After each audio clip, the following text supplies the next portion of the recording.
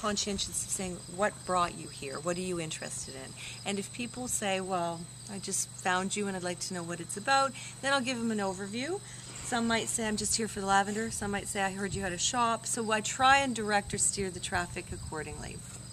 But if people hopefully will come in groups, we would like to have a welcomer with some history and then a video running in here and a place where they will be informed and can read about lavender and the history and even of the farm. That's the goal we're going for in this building. And as I said in the meeting, ultimately this would be the most practical place to have the shops. The boutiques, people drive here, they expect it to be here. They're kind of awkward still about, do we walk into the house? We've noticed that happen.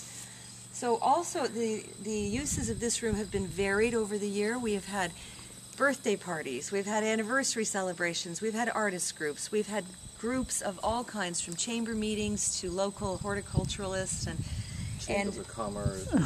The general, so general groups come in here and they, for no charge, and if they want, they're always invited to make a donation to the chapel building fund, but not pressured. No. That's what we ask for, is if you want to, if you're going to feel good giving something, give it towards that future building.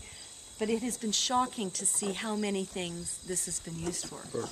And as I said, it might just take some what do you call, like the makeup, it might take just for one season, spruce it up a bit, but then really make it a new building later on to get the value for what our dollars will buy and the purpose of the building. I'm thinking of, we have now monthly activities where we invite facilitators to come in, and then they are advertised on our website and they advertise themselves. So we have had sellouts for each activity, and we just started doing that in May. May 1st we opened, May 2nd was our first activity of a hospice run. And the group sizes, we can manage in here up to 50 people, depending if it's just a buffet and then you listen to a bit and you wander. But we prefer 12 or up to 15 for a learning workshop. So we've had a master gardener, we've had a photography class, I'm teaching a dream catcher workshop coming up, there's a storyteller coming in from London, there's been an author. So the draw, and this is our tester year to see, do people come? They come. And this will only become more and more popular as the stories get out. That group of 12 tells their groups of 12. And then what we're getting now is we'll get phone calls to say, can we have our event there?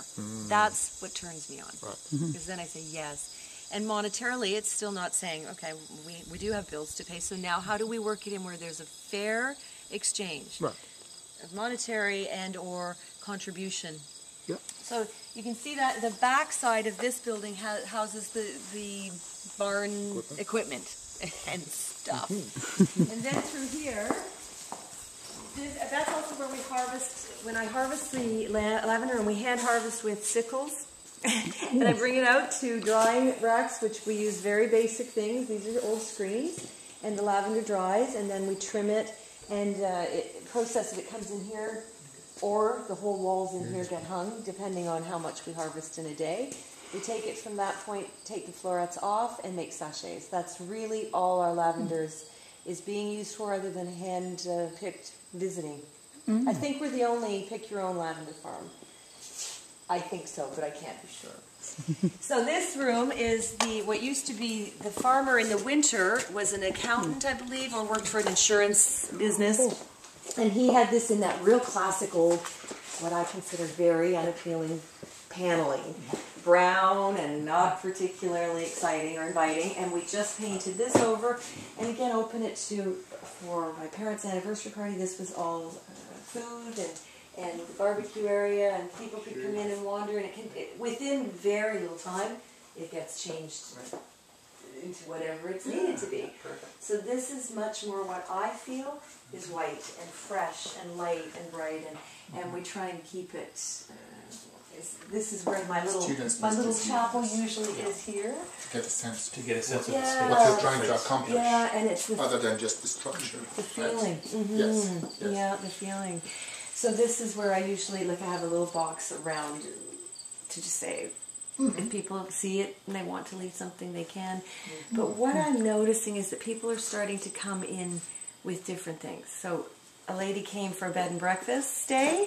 She brought books from the Catholic school. they were going to burn. I said, I can't be part of this conversation. I'd say, I'll find somebody. Yeah. So we'll open up that bookcase and just put them out free. Sure. This is the part of, I think, the community that is meant to link in together. Mm-hmm. Mm-hmm. You know? And